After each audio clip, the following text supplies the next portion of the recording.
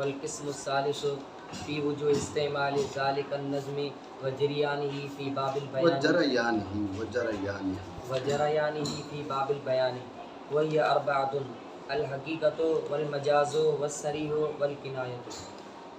بسم اللہ الرحمن الرحیم۔ آپ کو یہ بات میں نے ابتدا میں بتائی کہ لفظ کا معنی کے ساتھ جب تعلق جوڑے تو 4 مرحلے بنتے ہیں۔ کتنے؟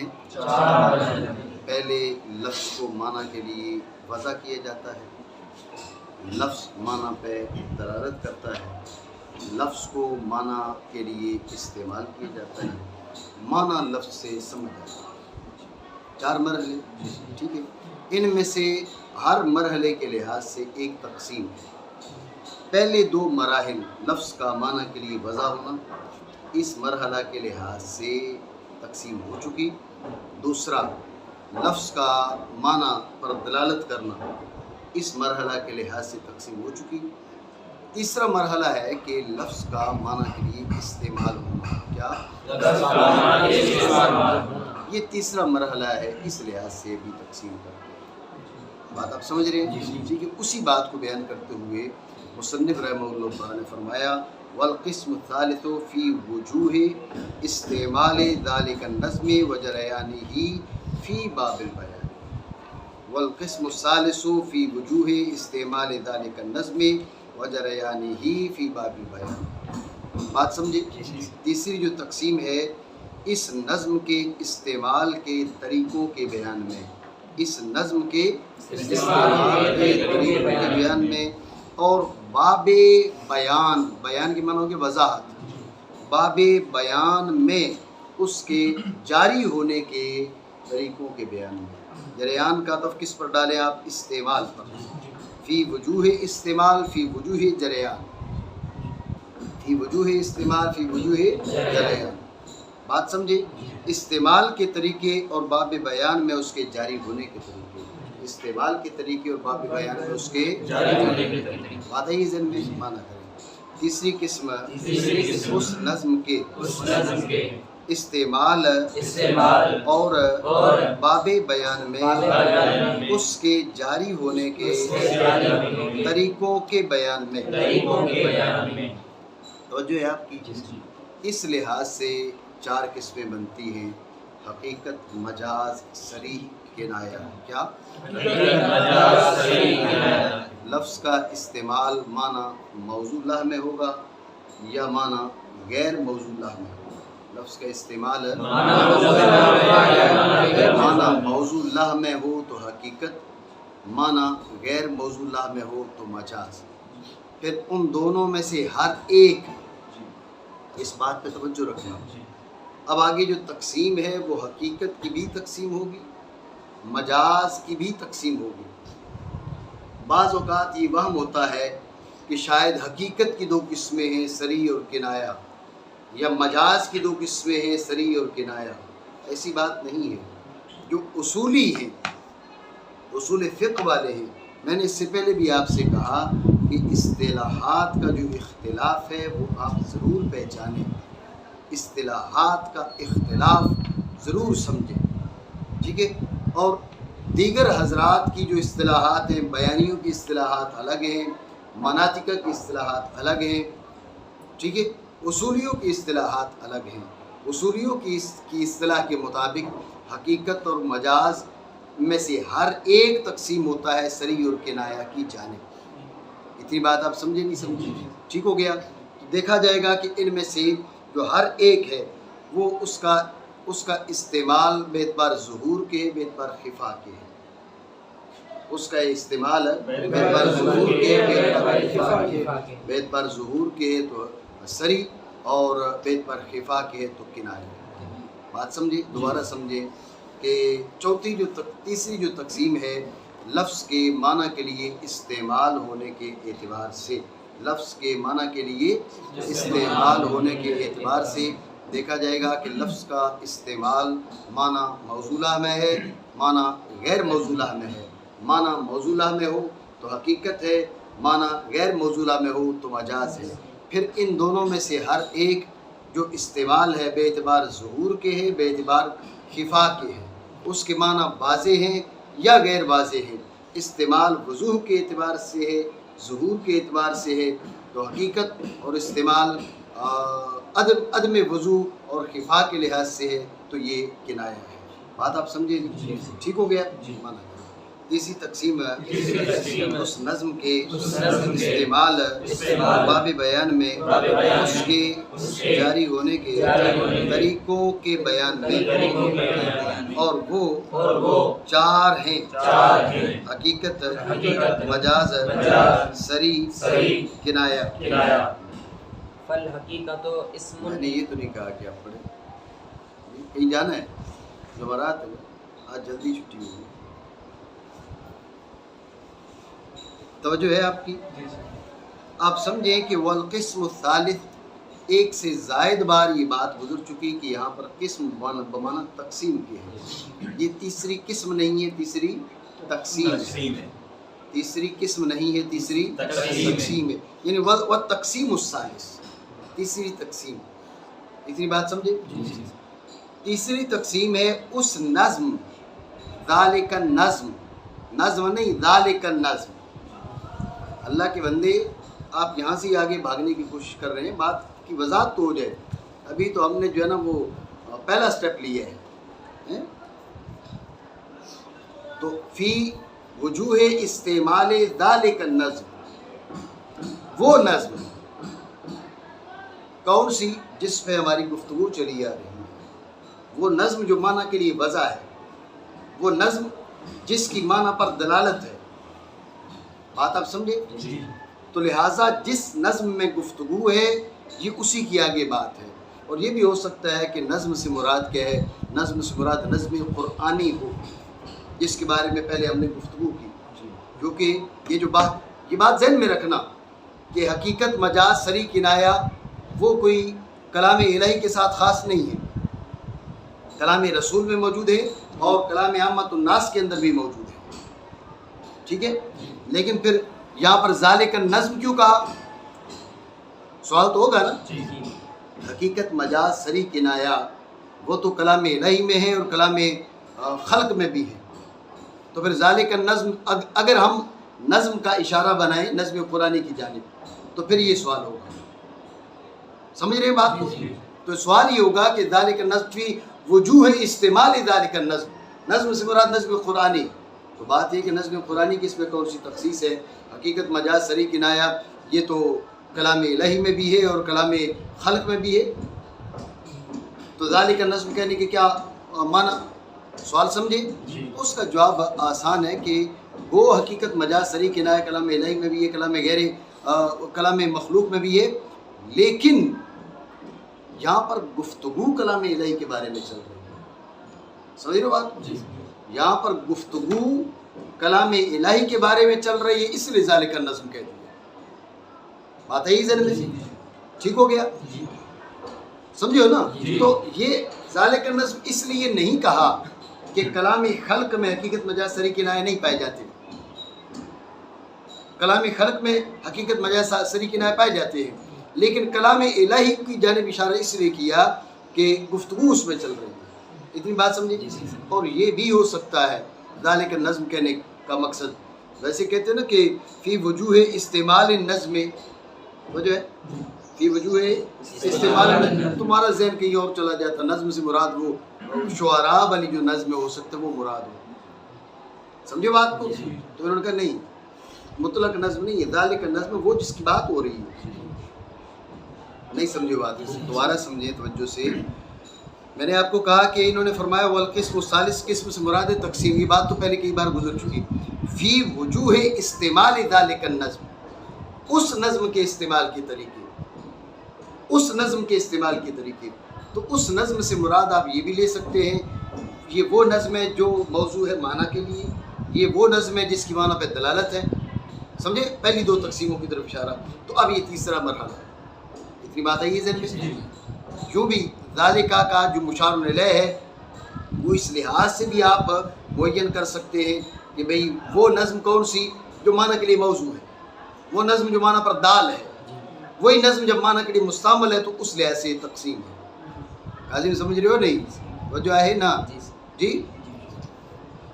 اور یہ بھی ہو سکتا ہے کہ آپ ذالک نظم کا اشارہ کر کے کس بات کی طرف اشارہ کریں؟ نظم سے نظم قرآنی مراد ہے. ٹھیک ہے. اس پر میں نے آپ سے کہا، اس پر سوال ہوگا کہ نظم سے نظم قرآنی مراد کیوں آپ لے رہے ہیں؟ پھر بھائی نظم قرآنی کلام الہی، بھائی کلام الہی کا جو استعمال ہے، سوال ہے کہ کیا کلام میں خلق میں حقیقت مجاز صریح کنایہ نہیں جاری ہوتے ہیں؟ تو پھر ذالک نظم کہنے کا کیا معنی؟ اعتراض بنا نہیں. تو اس کا پہلا جواب یہ دیا کہ وہ یہ کہنے کا مقصد یہ ہے کہ یہ نہیں ہے کہ اعتراض اور ہے اور احتراز اور ذہن میں رکھنا. سمجھ رہے بات کو؟ یہاں پر ذالک نظم جو ہے وہ برائے احتراز نہیں ہے کہ بھئی کلام الہی میں حقیقت مجاز صریح کنایہ جاری ہوں گے اور کلام خلق میں حقیقت مجاز صریح کنایہ جاری نہیں ہوں گے. یہ بات نہیں ہے. وجہ ہے آپ کی. تو پھر کیوں کہا؟ کلام اس میں چل رہی تھی، گفتگو کلام الہی میں چل رہی تھی، گفتگو کتاب اللہ کی کہ جو نظم ہے اس کی تقسیمات میں چل رہی تھی، اس لیے انہوں نے ذالک نظم کہہ دیا. توجہ ہے. اور یہ بھی آپ جواب دے سکتے ہیں کہ ذالک نظم کا جو اشارہ ہے وہ اس مقصد کے لیے کیا، ذالک کے ساتھ اشارہ اس مقصد کے لیے کیا کہ اگر فقط نظم کہتے یہ وہم ہو سکتا ہے کہ نظم سے مراد جو نظم مصطلح عند الشعراء ہے جی وہ نظم مراد ہے، حالانکہ وہ نظم تو مراد نہیں ہے. سمجھ رہے بات کو؟ کون سی نظم مراد ہے؟ جس کا پہلے ذکر ہو چکا، نظم قرآنی مراد ہے. سمجھ رہے بات کو؟ تو اس لیے فقط نظم کہتے یہ وہم ہو سکتا تھا. اس وہم کے ازالہ کے لیے ذالکہ کے ذریعے اشارہ کر دیا کہ وہ مطلق نظم یا مراد نہیں ہے، جو نظم جس کا پہلے ذکر گزرتا ہوتا چلا آ رہا ہے وہی نظم مراد ہے. بات سمجھے ہو نہیں؟ ٹھیک ہو گیا؟ مانا یہ بات ذہن میں رکھیں. مصنفین ماتنین جتنا بڑا ان کا علمی قد ہوتا ہے اتنی ان کے اندر، ان کی گفتگو کے اندر اتنے نکات ہوتے ہیں. یہ بات نہیں ایسی بول دی ہے بھئی آپ نے یہ 2 4 5 لفظ اکٹھے کیوں بولے، میں نے ایسے ہی بول دیا. یہ ایسے بولنے والے لوگ وہ فصحاء اور بلغاء کے ہاں ان کی کلام کا اعتبار نہیں ہے جی. مطلب ان کی کلام جو ہے وہ بہائم کی کلام کے ساتھ جڑ جاتی ہے کہ جو بے مقصد وہ 2 4 لفظ جو ہے ایسے ہی بول دیتے ہیں جس کو کوئی مقصد ہی نہ ہو. بات ہے ذہن میں. تو یہ بات ذہن میں رکھیں. کلام بامعنی ہوتی ہے، اس کا ایک اپنا مفہوم ہوتا ہے، لیکن بلغاء کے ہاں وہ بہائم کی آواز کے ساتھ اس لیے متصف ہوتی ہے، وہ لطائف سے خالی ہے، وہ نکات سے خالی ہے. بات ہے ذہن میں. تو اکیلا ذالک کہنا یہ اس اشارہ کی اس نقطہ کی طرف اشارہ تھا. بات سمجھیو. اور یہ بات ذہن میں رکھ لے، اگر ذالک نہ ہوتا اب ہم ان نظم پر جو ہے وہ الف لام برائے عہد خارجی بنا لیتے. سمجھ رہے ہو؟ جب بھی بات چل جاتی، جب بھی مسئلہ حل ہو جاتا، ٹھیک ہے. نظم سے مراد مطلق نظم نہیں ہے. کون سی نظم ہے؟ جس کا پہلے ذکر ہو چکا، نظم معہود. نہیں سمجھ رہے ہو؟ تو چلو پھر اعتراض کر لو کہ بھئی ذالکہ کے بغیر بھی کام چل جاتا، تو پھر ذالکہ کی تو حاجت نہ رہی. جو کام ذالکہ نے آ کر کیا ہے وہ الف لام عہد خارجی کر رہا ہے، تو ذالکہ پھر کیوں؟ ہم نے مانا، آپ نے ذالکہ کے جو فوائد بتائے ہیں کہ بھئی بالخصوص یہ آخری جو فائدہ ہے کہ وہم ہوتا کہ شاید اس نظم سے مراد کیا ہے، وہ نظم مصطلح عند الشعراء ہے، تو لہٰذا انہوں نے ذالک نظم کہہ دیا تاکہ اس وہم کا ازالہ ہو جائے. تو ہم کہتے ہیں بھئی یہ فائدہ تو الف لام سے بھی حاصل ہو سکتا تھا. نہیں سمجھے؟ اعتراض بنا نہیں. تو اس کا جواب بالکل آسان ہے کہ الف لام سے یہ فائدہ حاصل ہو سکتا تھا، لیکن الف لام جب استعمال ہوگا تو وہ برائے عہد خارجی ہونا، اس کا برائے عہد خارجی ہونا، اس میں وہ نص نہیں ہے. اس میں وہ نص نہیں ہے. ہو سکتا ہے برائے جنس ہو، سمجھو بات کو، برائے عہد ذہنی ہو، یہ بھی ہو سکتا ہے. یہاں پر الف لام کیا ہے؟ وہ برائے عہد خارجی ہے. یہ کوئی لازمی نہیں ہے. الف لام اس معنی میں نص نہیں ہے. ٹھیک ہو گیا؟ جب اس معنی میں نص نہیں ہے تو لہٰذا ذالکہ جس انداز میں تو جو ہے ذالک سوال جواب یہ ہے ذالک جس انداز میں اس معنی کو ادا کر رہا ہے، اس وام کا ازالہ کر رہا ہے، الف لام اس انداز میں ازالہ نہ کر پاتا کیونکہ الف لام اس قدر واضح نہیں ہے اس معنی میں جس قدر ذالک واضح ہے۔ بات سمجھے؟ تو اس لیے کیا کیا انہوں نے، چونکہ کتاب ہے طلباء کے لیے اور مبتدئین کے لیے، تو مبتدئین کے لیے جو ہے پھر انہوں نے زیادہ وضاحت کے ساتھ گفتگو کرنا چاہیے۔ ان نظم سے بھی بات چل جانی تھی، انہوں نے ذالکہ کے ساتھ اشارہ کر دیا تاکہ تمہارا وام جو ہے وہ غیر مراد کی طرف، تمہارا ذہن جو ہے وہ غیر مراد کی جانب منتقل نہ ہو۔ میری بات آپ سمجھے نہیں؟ ٹھیک ہو گیا؟ مانا کریں۔ تیسری تقسیم ہے اس نظم کے استعمال کے طریقوں میں۔ اتنی بات آپ سمجھے؟ تو جو ہے ذہن میں رکھے اس کا استعمال معنی موصولہ میں ہوگا یا معنی غیر موصولہ میں ہوگا۔ اس کا استعمال معنی موصولہ میں ہوگا یا معنی غیر موصولہ میں ہوگا۔ معنی موصولہ میں ہو تو حقیقت ہے، معنی غیر موصولہ میں ہو تو مجاز ہے۔ پھر بے اعتبار ان دونوں میں سے ہر ایک بے اعتبار انکشاف معنی ہوگا یا بے اعتبار عدم انکشاف معنی ہوگا۔ بے اعتبار انکشاف معنی ہوگا یا بے اعتبار عدم انکشاف معنی ہوگا۔ استعمال بے اعتبار انکشافی معنی ہوگا یا استعمال بے اعتبار عدم انکشافی معنی ہوگا۔ استعمال بے اعتبار انکشافی معنی تو صریح، استعمال بے اعتبار عدم انکشافی معنی تو کنایہ۔ اتنی بات سمجھی؟ تو جو ہے تو استعمال ذالک النظم، کیا استعمال ذالک النظم، یہ کہنے سے حقیقت مجاز صریح کنایہ چاروں آگے ہیں۔ آگے نہیں آگے؟ لیکن ایک بات ذہن میں رکھنا کہ استعمال لفظ کا استعمال معنی موصولہ میں، لفظ کا استعمال معنی غیر موصولہ میں،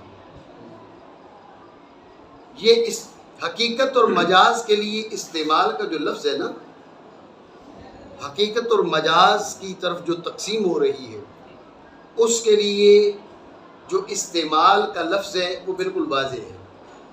بھئی یہ لفظ کس معنی میں مستعمل ہے؟ کہا بھئی معنی موصولہ میں۔ یہ لفظ کس معنی میں مستعمل ہے؟ معنی غیر موصولہ میں۔ توجہ ہے؟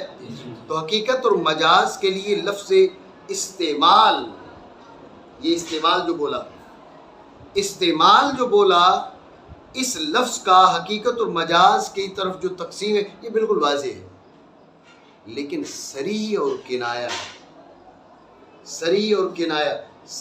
کنایہ کی جانب بھی تقسیم ہو سکتی ہے لفظ استعمال کو لے کر۔ ابھی میں نے بتایا نا، استعمال انکشاف معنی کے اعتبار سے ہے، استعمال عدم انکشاف معنی کے اعتبار سے ہے۔ استعمال انکشاف معنی کے اعتبار سے تو صریح، استعمال عدم انکشاف معنی کے اعتبار سے تو کنایہ۔ تو جو ہے نہیں ہے، سمجھ رہے ہو نہیں؟ تو استعمال کو سامنے رکھ کے حقیقت، مجاز، صریح، کنایہ چاروں قسموں کی جانب تقسیم ہو سکتی ہے۔ یہ نہیں کہ نہیں ہو سکتی، ہو سکتی ہے، لیکن استعمال کا حقیقت اور مجاز کی جانب منقسم ہونا یہ زیادہ واضح ہے صریح کنایہ کی نسبت۔ صریح کنایہ کے لیے وضاحت، ظہور، بیان، تو جو ہے بھئی یہ معنی واضح ہے یا غیر واضح؟ جی یہ ان میں انکشاف تام ہے یا انکشاف غیر تام ہے؟ سمجھ رہے ہو نہیں؟ تو بیان، ظہور، انکشاف، ان کا صریح کنایہ کی جانب جو انقسام ہے وہ زیادہ واضح ہے۔ بات سمجھ رہے ہو نہیں؟ اصل میں جو گفتگو کرنا چاہ رہا ہوں، جو بات بتانا چاہ رہا ہوں کہ استعمال ذالک النظم کافی تھا، وجریان ہی فی باب البیان کہنے کی حاجت کیا تھی؟ تو جو ہے نہیں ہے، وجریان ہی فی باب البیان کہنے کی حاجت کیا تھی؟ تو جریان ہی فی باب البیان کہنے کی حاجت یہ ہے کہ استعمال جو ہے وہ چاروں قسموں کو شامل ہے، یہ نہیں کہ چاروں قسموں کو شامل نہیں، شامل ہے، لیکن استعمال حقیقت مجاز کو نسبتاً زیادہ اب مرحلہ اولا میں شامل ہے، بآسانی شامل ہے۔ برخلاف کس کے؟ سری کنایہ کے۔ سری کنایہ کو لفظ بیان، ظہور، انکشاف کا منقسم ہونا، انکشاف تام، انکشاف غیر تام، بیان کا منقسم ہونا، بیان اتم، بیان غیر اتم، توجہ ہے نہیں؟ تو بیان کا سری کنایہ کی جانب انقسام زیادہ واضح ہے، اور استعمال کا حقیقت مجاز کی جانب انقسام زیادہ واضح ہے۔ سمجھے بات کو؟ تو چونکہ حقیقت مجاز کی جانب استعمال کا انقسام واضح تھا، اور سری کنایہ کی جانب بیان اور انکشاف کا جو انقسام ہے وہ زیادہ واضح تھا، اس لیے حقیقت مجاز کے لیے استعمال بول دیا، ان کے لیے جریان فی وجوہ البیان بول دیا۔ بات سمجھے نہیں سمجھے؟ ٹھیک ہو گیا؟ تو یہ جو استعمال کے بعد جریان فی باب البیان ہے، یہ ان دو قسموں کو شامل کرنے کے لیے، جس کو سری کو اور کنایہ کو، بات ہے یہ ذہن میں نہیں۔ لیکن یہ کہا جا سکتا ہے، جیسے میں نے پہلے کہا کہ بھئی استعمال ذالک النظم اس کو شامل ہے، تو پھر جریانی کی کہنے کی کیا حاجت ہے؟ تو گو شامل تھا، لیکن جریانی فی باب البیان جو ہے وہ زیادہ واضح انداز میں، زیادہ سہل طریقے سے وہ کس کو؟ سری اور کنایہ کو شامل ہے۔ تو چونکہ کتاب مبتدئین کے لیے تو زیادت وضاحت کے لیے انہوں نے جریانی فی باب البیان کہا۔ بات سمجھے نہیں؟ توجہ ہے؟ ٹھیک ہو گیا؟ اور آپ یہ بھی کہہ سکتے ہیں، سوال آپ یہ کریں کہ استعمال ذالک النظم جب چاروں کو شامل ہے تو جریانی فی باب البیان کہنے کی کیا حاجت ہے؟ تو اس کا آپ جواب دے سکتے ہیں کہ اصل میں توجہ رکھیں،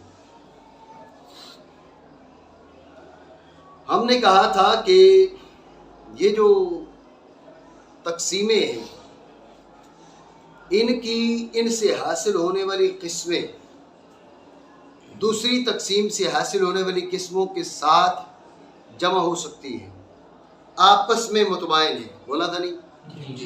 آپس میں متباین ہیں۔ جان تو نہیں رہے ہو؟ صحیح، تمہاری بات نہیں ہوئی، پوچھ میں ہنس رہے ہو، بول تم رہے ہو، تو پھر کون سا جاگ رہے ہو؟ جو ہے نہیں۔ تو بات پہ توجہ دیجئے کہ ان تقسیمات سے حاصل ہونے والی قسمیں دوسری ایک تقسیم سے حاصل ہونے والی قسمیں دوسری تقسیم سے حاصل ہونے والی قسموں کے ساتھ جمع ہو سکتی ہیں۔ ایک تقسیم سے حاصل ہونے والی جو قسمیں ہیں، اقسام ہیں، وہ آپس میں جمع نہیں ہو سکتی، وہ متداخل نہیں ہو سکتی، وہ متقابل ہی ہوں گی۔ دوسری بات سمجھے؟ یہ بات پہلے ہوئی تھی نا؟ جب یہ بات پہلے ہوئی تھی، ابھی ہم نے کیا کہا؟ ہم نے کہا جو حقیقت ہے وہ سری اور کنایہ دونوں ہو سکتی ہے، مجاز سری اور کنایہ دونوں ہو سکتے ہیں، بولا نہیں؟ تو پھر کہاں پر تقابل رہا؟ یہ تو تداخل ہو گیا، اعتراض بنا نہیں؟ جی، تو اس کا جواب دینے کے لیے انہوں نے کہا کہ اصل میں جو یہ تقسیم ہے، جو تیسرا مرحلہ ہے تقسیم کا، وہ جو تقسیم ہے اس میں پھر دو جہتیں ہیں، تقسیم بے اعتبار استعمال کے، وجہ ہے تقسیم بے اعتبار جریان فی باب البیان کے، وجہ ہے نہیں ہے؟ تقسیم بے اعتبار استعمال کے، تقسیم بے اعتبار جریان فی باب البیان کے، دو آپس میں مقابل ہو گئی نہیں ہوگی؟ ہو گئی نا؟ جب دو آپس میں مقابل ہو گئی، اس لحاظ سے بھی دو قسمیں، اس لحاظ سے بھی دو قسمیں، وہ ٹھیک ہے، نیچے جا کر جو ہے وہ اگر آپس میں متداخل ہوتی ہیں تو ہوتی رہیں، لیکن یہاں پر ایک دوسرے کے مقابل ہیں، جہاں سے دو شاخیں نکالی ہم نے، تیسرا مرحلہ، اس مرحلے میں استعمال جریان فی باب البیان، پھر استعمال کے نیچے دو، جریان فی باب البیان کے نیچے دو، ٹھیک ہے؟ آگے بے اعتبار منتہا کہ وہ آپس میں کسی لحاظ سے جمع ہوتی ہیں تو وہ منع نہیں ہے، لیکن ابتدا میں وہ دونوں ایک دوسرے کے مقابل ہیں۔ نہیں سمجھو بات؟ وہ جو ہے قاضم ہیں، دوبارہ سمجھے دھیان سے، نہیں تو جو ہے نا؟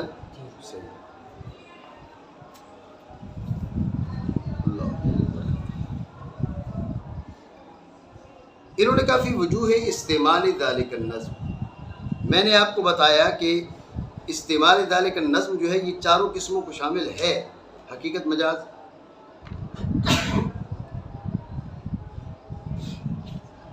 حقیقت مجاز، سری کنایہ، چاروں کو شامل ہے۔ جب شامل چاروں کو ہے تو جریان فی باب البیان کہنے کی کیا حاجت ہے؟ تو اس کے بارے میں جو میں نے گفتگو کی ہے اس کا حاصل اور خلاصہ یہ ہے کہ لفظ کا استعمال ہونا معنی موصولہ میں، لفظ کا استعمال ہونا معنی غیر موصولہ میں، استعمال کے لحاظ سے یہ دو قسمیں بننا بالکل واضح ہے، ٹھیک ہے۔ دوسری دو قسمیں بھی استعمال کے لحاظ سے بن سکتی ہیں، بات ذہن میں رکھیں۔ استعمال باعتبار انکشاف معنی کے، استعمال باعتبار عدم انکشاف معنی کے، استعمال باعتبار انکشاف معنی کے صریح ہے، استعمال باعتبار عدم انکشاف معنی کی کنایہ ہے، ٹھیک ہے نا۔ تقسیم ہو سکتا ہے استعمال کو لے کر، یہ بھی تقسیم ہو سکتا ہے، لیکن آپ دیکھیں نا یہ استعمال انکشاف عدم انکشاف کے لحاظ سے ہے نا، انکشاف عدم، تو لہٰذا اگر انکشاف عدم انکشاف کو لے کر یہ تقسیم کریں تو یہ زیادہ واضح ہے۔ اب انقسام انکشاف عدم انکشاف بیان کو لے کر یہ تقسیم کریں تو یہ زیادہ واضح ہے۔ تو اس وضاحت کے پیش نظر انہوں نے کیا کہا، استعمال اور جریان فی باب البیان دونوں کو جمع کر دیں۔ استعمال کو لے کر بات ذہن میں رکھنا، یہ اس لیے کہہ رہا ہوں بات ذہن میں رکھیں کہ جن علماء نے لفظ استعمال ہی فقط بولا، جریانی فی باب البیان نہیں بولا، تو ان کی گفتگو کو آپ ناقص نہیں کہہ سکتے، چونکہ استعمال چاروں قسموں کی جانب منقسم ہوتا ہے، لیکن مصنف رحمہ اللہ تعالیٰ نے جس اسلوب کو اختیار کیا وہ اسلوب زیادہ واضح ہے۔ استعمال کے لحاظ سے دو قسمیں بنا دی، جریان فی باب البیان کے لحاظ سے دو قسمیں بنا دی۔ اتنی بات آپ سمجھے نہیں؟ بات آ گئی ذہن میں، ٹھیک ہے۔ پھر یہاں پر یہ اعتراض کیا تھا، بھئی جب استعمال کے لحاظ سے آ گئی یہ بات تو جریان فی باب البیان، آپ خود کہہ رہے استعمال کے لحاظ سے آ گئی، تو اس کا جواب بھی واضح ہے کہ ہم نے معنی استعمال کے لحاظ سے چاروں قسمیں حاصل ہو جاتی ہیں، لیکن استعمال کے لحاظ سے حقیقت مجاز کا حاصل ہونا اور جریان کے لحاظ سے صریح کنایہ کا حاصل ہونا یہ زیادہ واضح ہے، سہل ہے، چونکہ کتاب ہے مبتدئین کے لیے، کتاب ہے مبتدیوں کے لیے، ان کا لحاظ کرتے ہوئے انہوں نے کیا کیا، یہ استعمال کے لحاظ سے دو قسمیں بنا دی اور جریان فی باب البیان کے لحاظ سے دو قسمیں بنا دی۔ بات ہے ذہن میں۔ اور یہ بھی یہاں گفتگو کی جا سکتی، جو پہلے میں نے آپ کو بتایا کہ اصل میں یہ ایک اعتراض کا جواب بھی بنایا جا سکتا ہے۔ اگر استعمال ذالک النظم سے بولتے اس پر اعتراض ہوتا۔ اعتراض کیا؟ اعتراض یہ کہ آپ نے یہ بات کہی تھی کہ ایک تقسیم سے حاصل ہونے والی قسمیں آپس میں جمع نہیں ہوتی، مختلف تقسیمات سے حاصل ہونے والی جو اقسام ہیں وہ باہم جمع ہو سکتی ہیں، لیکن ایک تقسیم سے حاصل ہونے والی جو قسمیں ہیں ان میں باہم اجتماع نہیں ہو سکتا، وہ آپس میں متقابل ہیں۔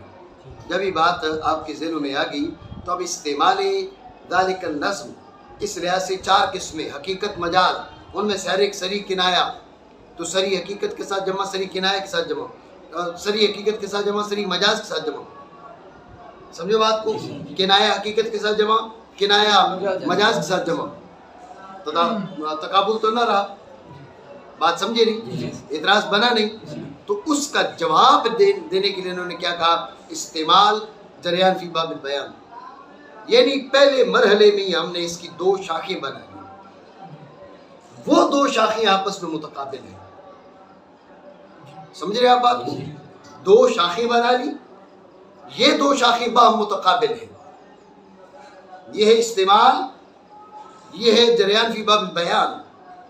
اس استعمال کے لحاظ سے دو قسمیں، اس جریان فی باب البیان کے لحاظ سے دو قسمیں، وہ بعد والی قسمیں جا کے باہم اگر جمع ہوتی ہیں تو اس کو قابل اعتراض بات نہیں ہے، ابتدا میں یہ ایک دوسرے کے متقابل ہیں، اس لیے انہوں نے جریان فی باب البیان کا یعنی فرق بتانے کے لیے حقیقت مجاز کا جو اس کی طرف جو انقسام ہے وہ محض استعمال کے لحاظ سے ہے، اور صریح کنایہ کی طرف جو انقسام ہے وہ جریان فی باب البیان کے لحاظ سے ہے، اس لحاظ سے آپس میں تقابل ہوا، آگے چل کے اگر اقسام آپس میں ملتی ہے تو وہ مضر نہیں ہے، پتہ نہیں بات سمجھے توجہ ہے نا جی۔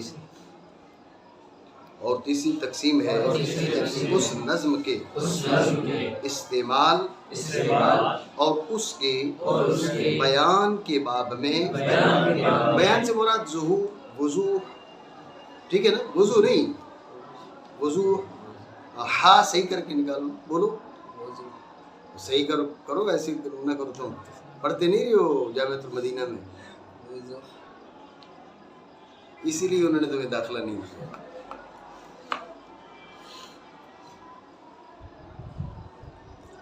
اور اس کے باب بیان میں جاری ہونے کے طریقوں کے بیان میں. تو جریان کا عطف ہوگا استعمال پر اور وجوہ اس پر داخل ہوگا. ٹھیک ہو گیا. اور وہ یا کا مرجع کیا ہوگا؟ وجوہ. ٹھیک ہے نا, وہ قسمیں. ٹھیک ہے نا, چار ہیں, حقیقت, مجاز, صریح اور کنایہ. ٹھیک ہو گیا. ہاں تو یہ وجہ اصل میں پہلے آپ کو بتا چکا ہوں کہ لفظ کا استعمال معنی موصولہ میں, معنی غیر موصولہ میں. معنی موصولہ میں تو حقیقت, معنی غیر موصولہ میں تو مجاز. پھر ہر ایک جو ہے وہ بیتبار وضوح معنی, بیتبار عدم وضوح معنی, بیتبار ظہور معنی, بیتبار عدم ظہور معنی, بیتبار انکشاف, بیتبار عدم انکشاف. یہ بھی کہہ سکتے ہیں بیتبار انکشاف معنی, بیتبار عدم انکشاف معنی. بیتبار انکشاف معنی تو صریح, بیتبار عدم انکشاف معنی تو کنایہ. ٹھیک ہو گیا. ایک اور بات توجہ ہے نہیں ہے, تو پھر یہ ظہور و خفا تو پچھلی فصل میں بھی گزر گیا. نہیں صبرو, تو بھاگا جا رہا تھا, اتنی باتیں تو رہ گئی. کمال ہے یار, تمہیں تو اس سے پکڑ لو گر جائے گا. بیٹا پانی پلانا. آپ کو کس نے کہا آج اتنا بڑا تکلف کرنے کا؟ کیئر چاہیے تو اچھا میں سندھی میں بول رہا ہوں اور یہ سندھی ہو کر جو ہے نا آگے سے اردو میں جواب دے رہا ہوں. ٹھیک ہے ٹھیک ہے. تو جو ہے آپ کی تو دوسری بات ہی مجھے بلا دی, میں کیا کرنے جا رہا تھا. تو بات یہ ہے کہ جب ظہور و خفا کی بات آ گئی ہے تو ظہور و خفا تو پچھلی فصل میں گزر چکا. ظاہر, نص, مفسر, محکم, خفی, مشکل, مجمل, متشابہ. بات سمجھے. یہ پھر صریح کنایہ میں اور ان میں کیا فرق ہوا؟ فرق ہے دلالت اور بات ہے اور استعمال اور بات ہے. بات سمجھے نہیں؟ دلالت اور چیز ہے اور استعمال اور چیز ہے. تو وہ جو انقسام ہے بے اعتبار دلالت کے ہے, یہ جو انقسام ہے بے اعتبار استعمال کے. بات سمجھے. یہ دونوں میں یعنی بنیادی فرق یہ ہے, ورنہ ظہور اور خفا وہاں پر بھی معتبر ہے, ظہور اور خفا صریح اور کنایہ میں بھی معتبر ہے. بات ہے ذہن میں. آپ اعتراض جو آپ بنا سکتے ہیں, اعتراض یہ ہے کہ ظہور و خفا کے اعتبار سے انقسام تو پہلے ہو چکا. ظاہر, نص, مفسر, محکم, خفی, مشکل, مجمل, متشابہ, یہ تو تقسیم پہلے ہو چکی. اب دوبارہ اسی لحاظ سے پکڑ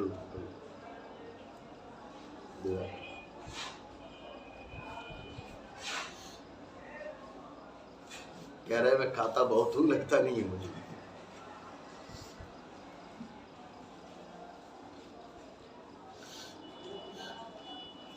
تو جو ہے آپ کی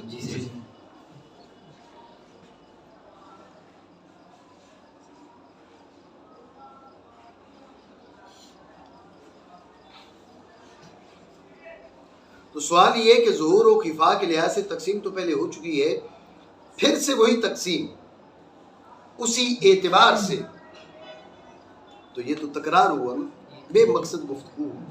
اعتراض بنا نہیں, تو اس کا ہم نے جواب دے دیا, آپ کو بتا دیا کہ وہ جو ظہور و خفا ہے وہ دلالت میں ہے, یہ ظہور و خفا ہے درجہ استعمال میں. سمجھے. وہ درجہ دلالت میں ہے, اس کا درجہ الگ ہے, یہ درجہ استعمال میں ہے. اس لیے وہ الگ تقسیمہ قسمیں ہیں, یہ الگ قسمیں ہیں. وہ الگ تقسیم ہے, یہ الگ تقسیم ہے. ٹھیک ہو گیا. اب پڑھو آگے. فالحقیقت اسم لکل لفظ ارید به ما ودی له. آگے بھی پڑھ دیتا آگے اکٹھے. والمجاز اسم لکل لفظ ارید به غیر ما ودی له لاتصال بینهما معنی کما فی تسمیۃ الشجاع شجاع اسدا والبلید حمارا او ذاتا کما فی تسمیۃ المطر سماء. زیادہ ہو گیا. چلیں تو جو ہے آپ کی لفظ کا استعمال معنی موصولہ میں ہو تو حقیقت ہے, لفظ کا استعمال معنی موصولہ میں ہو تو حقیقت ہے. توجہ ہے آپ کی. فالحقیقت اسم لکل لفظ، ذہن میں رکھیں اسم لکل لفظ، یہ ہو گیا اسم لکل لفظ، یہ ہے درجہ جنس، یہ کل جنس ہے. بات سمجھے نہیں؟ یہ بھی سمجھا کرو نا. اب جو ہے وہ سناتے ہوئے آپ کو بھی القرآن جو ہے وہ جنس ہے، اور کہو المنزل علی الرسول جو ہے وہ جنس ہے، تو یہ تو ایسا ٹھیک نہیں ہے یار. وہ المنزل علی الرسول تو چلو اس کو جنس بنایا تھا، لیکن القرآن کو تو جنس نہیں بنایا تھا. جی ابھی یاد آ گیا بھائی اس کو جنس نہیں بنایا، ہفتے کو سنائیں گے نا جی انشاءاللہ. تو توجہ رکھیں کہ اسم لکل لفظ یہ جنس ہے. ارید بہ ما وضع لہ، ارید بہ ما وضع لہ، اس سے کیا مراد ہو، وہ معنی اس معنی کا ارادہ کیا جائے کہ جس کے لیے وہ وضع کیا گیا، جس کے لیے وہ بنایا گیا، جس کے لیے وہ معین کیا گیا. بات سمجھے نہیں؟ یہ ہے فصل. اس سے مجاز کو نکالنا. کس میں تو دو ہی تھی، ایک حقیقت اور دوسرا مجاز. وجہ ہے نہیں ہے، ایک حقیقت دوسرا مجاز. جب کا اسم لکل لفظ، اب یہ حقیقت کو بھی شامل ہے مجاز کو بھی شامل ہے. جب کہا کہ ارید بہ ما وضع لہ، اس سے اس معنی کا ارادہ کیا جائے جس معنی کے لیے اس لفظ کو وضع کیا گیا. اب یہ فصل ہے، ایک ہی فصل نے چونکہ شیء ایک شامل تھی، اس کے ساتھ مجاز اس کو نکال دیا. تعریف جامع بھی ہو گئی ہے اور دخول غیر سے معنی بھی ہو گئی ہے. بات سمجھے؟ جنس فصل بھی سمجھ آ گئی. معنی تو حقیقت نام ہے ہر اس لفظ کا جس سے ارادہ کیا گیا ہو، اس معنی کا کہ وضع کیا گیا. وضع میں ہوا ضمیر کا مرجع کون ہو گیا؟ لفظ. ٹھیک ہے، وضع کیا گیا وہ لفظ اس معنی کے لیے. بات سمجھے نہیں؟ ٹھیک ہو گیا. ذہن میں رکھیں کہ حقیقت کا اطلاق، حقیقت کا اطلاق لفظ پر بھی ہوتا ہے اور معنی پر بھی ہوتا ہے. یہ بات ذہن میں رکھنا. توجہ ہے؟ لفظ کو بھی حقیقت کہا جاتا ہے اور معنی کو بھی حقیقت کہا جاتا ہے. سوال یہ ہے کہ حقیقت کا لفظ پر اطلاق، حقیقت کا معنی پر اطلاق، ان دونوں میں سے حقیقت کون سا ہے اور مجاز کون سا ہے؟ جیلانی وہ اس کو اڑاؤ، تو چھوڑ دے. جیلانی تو ادھر دے.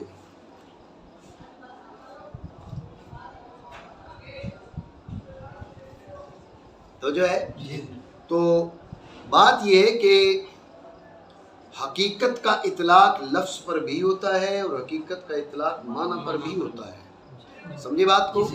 لیکن دیکھنا یہ ہے کہ حقیقت کا اطلاق لفظ پر یہ حقیقت ہے اور معنی پر مجاز ہے، یا حقیقت کا اطلاق معنی پر یہ حقیقت ہے اور حقیقت کا اطلاق لفظ پر مجاز ہے. بات سمجھ رہے ہو نہیں؟ وجہ ہے انہوں نے کہا اسم لکل لفظ. کیا؟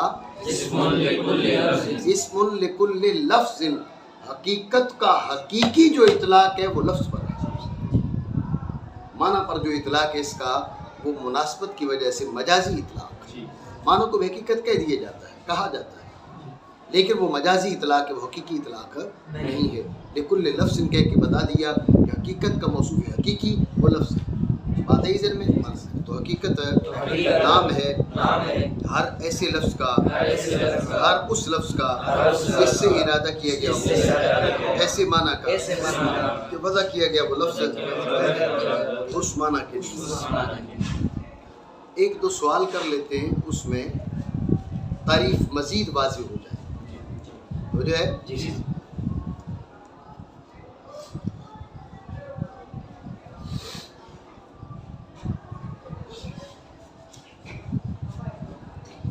اعتراض کا خلاصہ یہ ہے کہ آپ کی تعریف جامع نہیں ہے. یہ یوں کہیے کہ آپ کی طرف دخول غیر سے مانے نہیں. بات ہے یہ آپ کی تعریف دخول غیر سے مانے نہیں ہے. تفصیل اس اجمال کی آپ دیکھیں کہ آپ نے بولا نماز صلاۃ، آپ نے بولا صلاۃ، اور صلاۃ بول کے آپ نے دعا کا ارادہ کیا. صلاۃ بول کے آپ نے دعا کا ارادہ کیا تو ذہن میں رکھنا یہ لفظ کا استعمال معنی موضوع اللہ کے لیے ہے. ارید بہ ما وضع اللفظ لہ، ارید بہ ما وضع اللفظ لہ. لیکن صلاۃ بول کے دعا جب آپ مراد لیتے ہیں یہ مجاز ہے. بات سمجھے نہیں؟ وَأَقِيمُوا الصَّلَاةَ وَآتُوا الزَّكَاةَ وَأَقِيمُوا الصَّلَاةَ. تو اب یہاں پر صلاۃ کے معنی کیا ہے؟ نماز کے. کیا معنی ہے؟ نماز. اگر کوئی کہے بھئی اقیم الصلاۃ، صلاۃ سے مراد دعا ہے، تو یہ معنی یہاں نہیں بنیں گے. بالفرض اگر کوئی بنانا چاہتے تو مجاز ہے، حقیقت نہیں. لفظ کا استعمال ہے معنی موصولہ میں، لفظ کا استعمال ہے معنی موصولہ میں، لیکن یہ حقیقت نہیں ہے، مجاز ہے. بات سمجھے؟ یہ حقیقت نہیں ہے، مجاز ہے. اعتراض بنا نہیں بنا؟ دوبارہ سمجھے.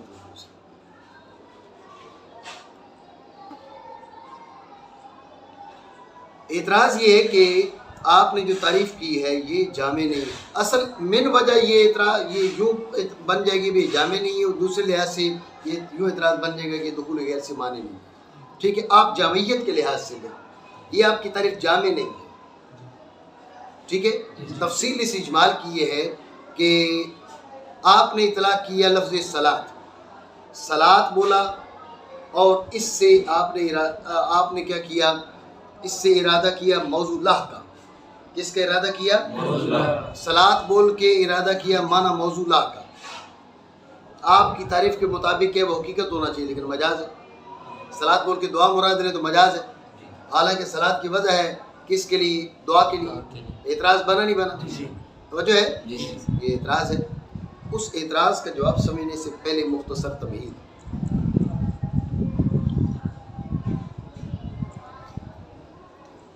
توجہ ہے نہیں؟ تمہید یہ ہے کہ وضع کے لیے واضح کا ہونا ضروری ہے. واضح ارباب لغت، ارباب شرع ہے، ارباب عرف خاص ہیں، ارباب عرف عام ہیں. تو جو ہے واضح ارباب لغت ہیں تو وضع لغوی. سمجھ رہے بات کو؟ واضح ارباب لغت ہیں تو وضع لغوی، واضح ارباب شرع ہیں تو وضع شرعی، واضح ارباب عرف خاص ہیں تو وضع اصطلاحی. ٹھیک ہے نا؟ اور واضح ارباب عرف عام ہیں تو وضع عرفی. بات سمجھے نہیں سمجھے؟ دوبارہ سمجھے توجہ سے.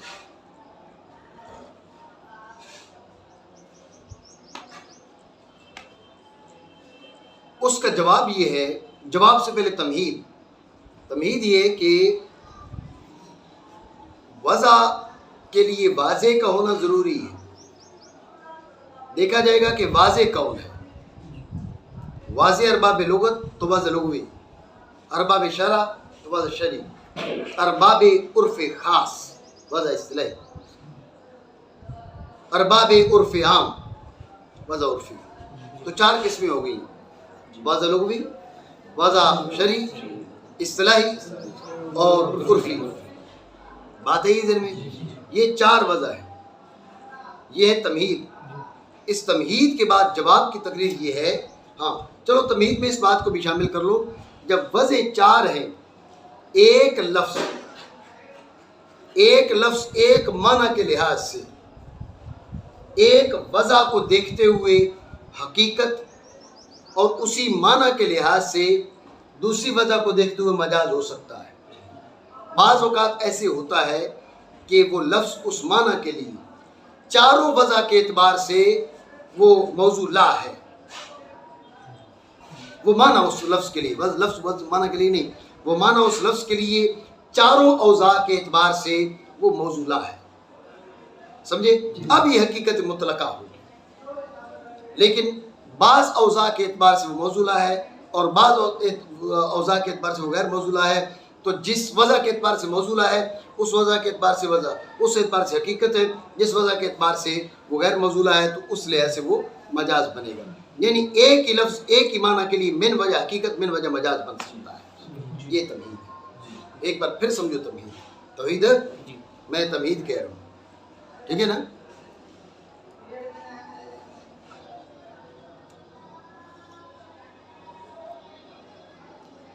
تو تمہید یہ ہے کہ وضع کے لیے واضح کی ضرورت ہے. تو واضح ارباب لغت، ارباب شرع، ارباب عرف خاص، ارباب عرف عام. ارباب لغت تو وضع لغوی، ارباب شرع تو وضع شرعی، ارباب عرف خاص تو وضع اصطلاحی، ارباب عرف عام تو وضع عرفی. بات سمجھے؟ تو وضع ہو گئی چار، وضع لغوی، شرعی، اصطلاحی، عرفی. تو بعض اوقات ایک لفظ ایک معنی کے اعتبار سے، یا یوں کہے کہ یہ معنی اس لفظ کے اعتبار سے بعض اوضاع میں وہ موضوع ہوتا ہے وہ معنی، اور جو ہے وہ دیگر کے لحاظ سے کیا ہوتا ہے وہ موضوع نہیں ہوتا، معنی غیر موضوع ہوتا ہے. سمجھ رہے بات کو؟ اگر لفظ کا استعمال ایسے معنی میں ہو کہ وہ ہر وضع کے اعتبار سے اسی معنی کے لیے وضع کیا گیا، اب یہ حقیقت مطلقہ. لفظ کا استعمال ایسے معنی میں ہو کہ وضع لغوی، شرعی، اصطلاحی، عرفی، ہر وضع کے اعتبار سے یہ معنی اس لفظ کے لیے موضوع، یہ حقیقت مطلقہ. اور اگر بعض اوضاع کے اعتبار سے موضوع، بعض اعتبار کے اوضاع کے اعتبار سے غیر موضوع، تو من وجہ یہ حقیقت، من وجہ مجاز. ایک ہی لفظ ایک ہی معنی کے لیے من وجہ حقیقت، من وجہ مجاز ہو سکتا ہے. بات سمجھے نہیں؟ جب یہ بات آپ کے ذہن میں آ گئی تو اب آپ سمجھے اس کا جواب. اس کا جواب یہ ہے کہ تعریف جامع ہے، تعریف پر کوئی اعتراض نہیں ہے، لیکن آپ نے جو اعتراض کیا صلاۃ کی وضع ہے دعا کے لیے، اور صلاۃ دعا کے لیے، اور صلاۃ دعا کے لیے مجاز بھی ہے. صلاۃ کی وضع ہے دعا کے لیے وضع لغوی کے اعتبار سے، صلاۃ دعا کے لیے مجاز ہے وضع شرعی کے لحاظ سے. سمجھ رہے بات کو؟ صلاۃ کی وضع ہے دعا کے لیے وضع لغوی کے لحاظ سے، اور صلاۃ دعا کے لیے مجاز ہے وضع شرعی کے لحاظ سے. بات سمجھے؟ تو ایک وضع کے اعتبار سے، ایک وضع کے اعتبار سے اگر یہ ہوتا تو پھر آپ اعتراض کر سکتے تھے یہ مختلف اوضاع کے اعتبار سے. بات ہے یہ ذہن میں نہیں ہے؟ ٹھیک ہو گیا. یہ ہوتا ہے جو آپ کہتے ہیں بھائی یہ کیا ہے، حقیقت لغوی ہے، مجاز اصطلاحی ہے. ٹھیک ہے نا؟ بعض اوقات ارباب علم یہ ذکر کرتے ہیں یہ حقیقت لغوی ہے اور مجاز اصطلاحی ہے. سمجھے؟ مجاز لغوی ہے، حقیقت اصطلاحی ہے. سمجھ رہے بات کو؟ جیسے لفظ اسم کو دیکھ لینا، اسم کی وضع کیا ہے؟ ایسے کلمہ، اسم ایسے کلمہ کے لیے وضع کیا گیا ہے کہ جو معنی مستقل پر دلالت کرے اور تین زبانوں میں اس کی زمانے کے ساتھ وہ ملا ہوا نہ ہو. اسم کے یہ معنی ہے حقیقی لیکن ازرو اصطلاح. سمجھ رہے بات کو؟ ازرو لغت کیا ہے؟ یہ معنی مجازی ہے. اسم کے یہ معنی مجازی بھی ہے، اسم کے یہ معنی حقیقی بھی ہے. وضع لغوی کو دیکھیں تو مجازی ہے اور وضع اصطلاحی کو دیکھیں تو یہ حقیقی ہے. میری بات سمجھو نہیں؟ ٹھیک ہو گیا؟ بات آ گئی ذہن میں؟ مانا تو حقیقت نام ہے ہر اس لفظ کا یہ ارادہ کیا گیا اس سے اس معنی کا کہ وہ وضع کیا گیا لفظ اس معنی کے لیے. آج کے لیے کافی.